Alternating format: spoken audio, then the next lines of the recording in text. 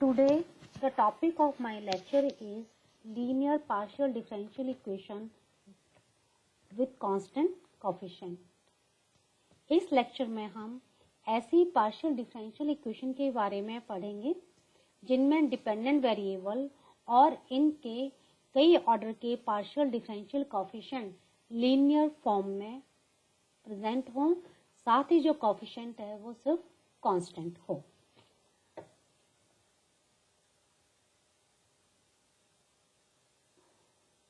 Linear partial differential equation of nth order की general form होती है a0 del nz upon del xn plus a1 del nz upon del xn minus 1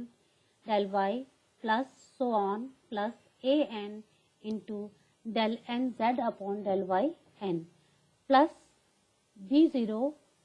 into del n minus 1 z upon del xn minus 1 plus b1 del n minus 1 z upon del x n minus 2 del y plus so on plus bn minus 1 into del n minus 1 z upon del y n minus 1 plus so on plus m0 del z upon del x plus m1 del z upon del y plus n0 z is equal to f of xy।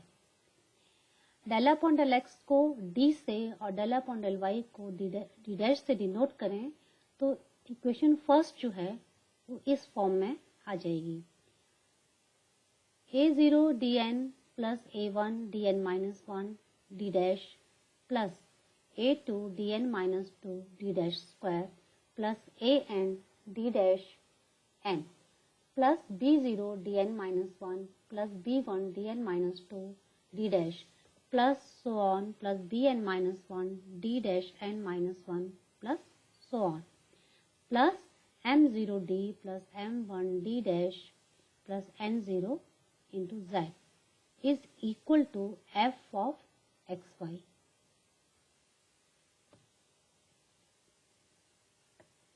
Short form में हम इस तरह से लिख सकते हैं f of d d dash z is equal to f of xy। तो equation जो थर्ड है उसका कंप्लीट सॉल्यूशन होगा z is equal to complementary function plus particular integral. तो इस इक्वेशन का कंप्लीट सॉल्यूशन ये होगा homogeneous linear partial differential equation with constant coefficient.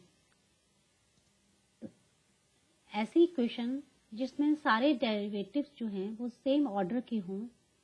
वो जो है वो हमारी homogeneous linear partial differential equation कहलाती है। जैसे वो इस फॉर्म में होगी dn plus a1 dn minus 1 D dash plus a2 dn minus 2 D dash square plus so on plus an D dash n into z is equal to f of xy।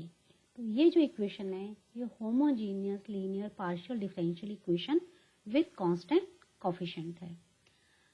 अब हम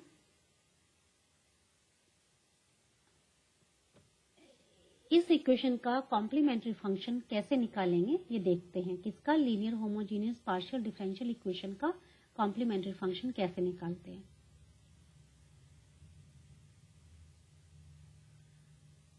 equation third देखेंगे आप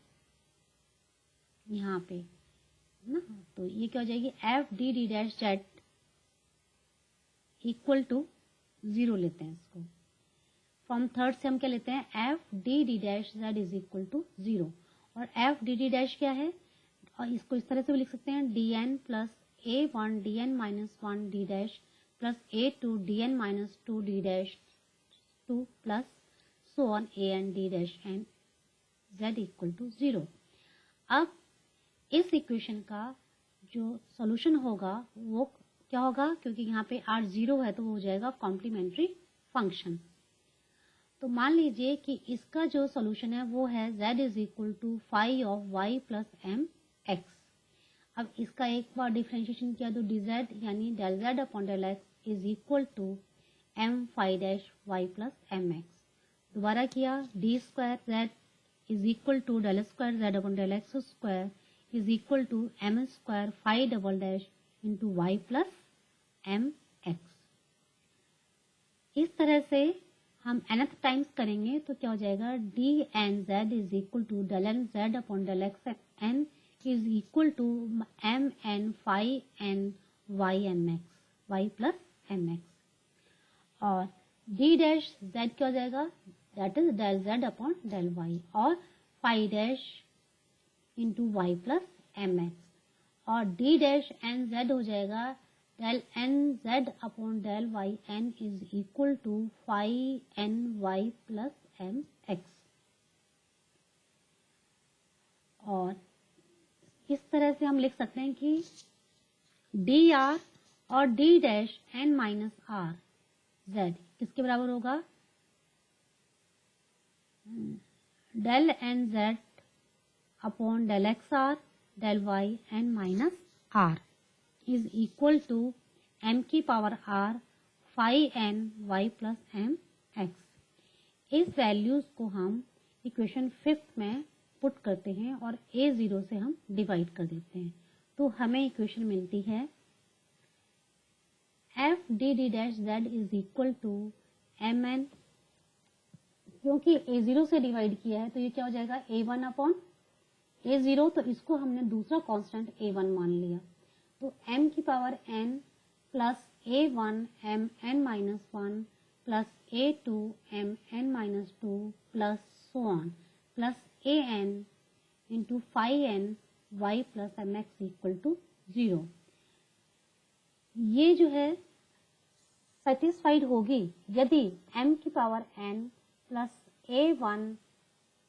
m n minus 1 plus a2 m n minus 2 plus so on plus an equal to क्या हो, 0 हो, तब ये equation जो है हमारी सेटिस्फाइड होगी। तो ये जो है, ये जो इक्वेशन है, ये क्या इक्वेशन है, ये ऑक्सिलरी इक्वेशन है किसकी, इक्वेशन 5 की। अब ऑक्सिलरी इक्वेशन कौन सी होगी आपकी, M N plus a1 M N minus 1 plus a2 M N minus 2 plus so on plus an, ये हमारी जो है वो ऑक्सिलरी इक्वेशन होगी। अब ऑक्सिलरी इक्वेशन का जो पहला केस ये है कि यदि auxiliary equation having all roots different, अगर उसके सारे ही रूट डिफरेंट हैं, तो let all roots of the equation 6 are different, then equation 5 have n different linear solutions. तो वो कौन कौन से होंगे, z1 इज equal to phi 1 y plus M X, z2 is equal to phi 2 y plus m2x, so on zn is equal to phi n y plus m n x। और तब इसका कॉम्प्लीमेंट्री फंक्शन हो जाएगा z is equal to phi 1 y plus m1x plus phi 2 y plus m2x plus so on phi n y plus m1x, जहाँ पे phi 1, phi 2, phi 3 and phi n जो हैं वो हमारे आर्बिट्रेरी फंक्शंस हैं। Second case है कि auxiliary equation having some equal roots, मतलब जो रूट्स हैं हमारे उनमें से कुछ रूट्स जो हैं उसके इक्वल हैं। तो सपोज इक्वेशन के 2 रूट इक्वल हैं, यानी डी इस तरह की इक्वेशन है वो D minus M dash T का whole square Z equal to 0, तो D minus M T Z equal to u, हम ये मान लेते हैं कि u है, तो d minus M T dash u equal to 0। u हमारा क्या है, f of y plus M X, या d minus M D dash z is equal to f of y plus M X. p minus M Q is equal to, ये d क्या है, ये p है और ये d डैश हमारा q है, तो p minus M Q is equal to phi of y plus M X, यानी इसकी जो ऑक्सिलरी इक्वेशन हो जाएगी dx upon 1 is equal to dy upon minus M and dz is equal to dz upon f of y plus M X. अब हम first 2 members को लेते हैं, यानी इन दोनों को लेंगे तो क्या हो जाएगा, dy plus M D X equal to 0, और इसका इंटीग्रेशन करते हैं तो आता है y plus M X is equal to A. अब हम फर्स्ट और थर्ड को लेते हैं, तो फर्स्ट और थर्ड को लेंगे, यानी dx upon 1 is equal to dz upon y plus M X, यानी dz is equal to f of y plus M X dx,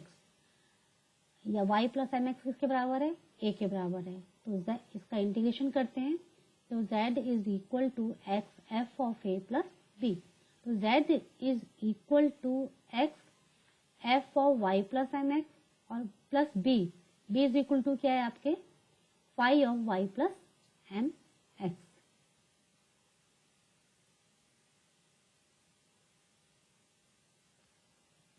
तो इस तरह से हमारा ये, अगर दो रूट इक्वल हैं तो ये इस तरह से इक्वेशन बनेगी, इसका कॉम्प्लीमेंट्री फंक्शन इस तरह से होगा। If there are 3 repeated roots, अगर 3 रूट रिपीटेड हैं तो हम इस तरह से लिखेंगे z is equal to phi 1 y plus M X plus X phi 2 y plus M X plus X square phi 3 y plus M X. In general if there are repeated roots, अगर r repeated roots हैं तो z हमारा क्या हो जाएगा, z is equal to phi 1 y plus M X plus X phi 2 y plus M X plus X square phi 3 y plus M X plus so on X R minus 1 phi R y plus M X. तो इस तरह से हम लिख सकते हैं।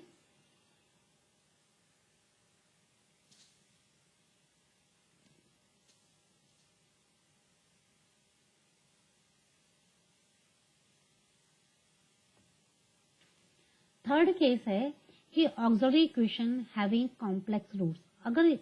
जो root है हमारे वो कॉम्प्लेक्स हैं। Let the roots are m1 is equal to alpha plus iota beta and m2 is equal to alpha minus iota beta. तब हम क्या करते हैं कि इक्वेशन 7 में, जो कि केस 1 की इक्वेशन है, उसमें हम m1 और m2 की वैल्यूज पुट कर देते हैं, तो हमें रिक्वायर्ड कॉम्प्लीमेंट्री फंक्शन मिल जाता है। तो इस तरह से linear homogeneous partial differential equation का कॉम्प्लीमेंट्री फंक्शन हम निकाल सकते हैं।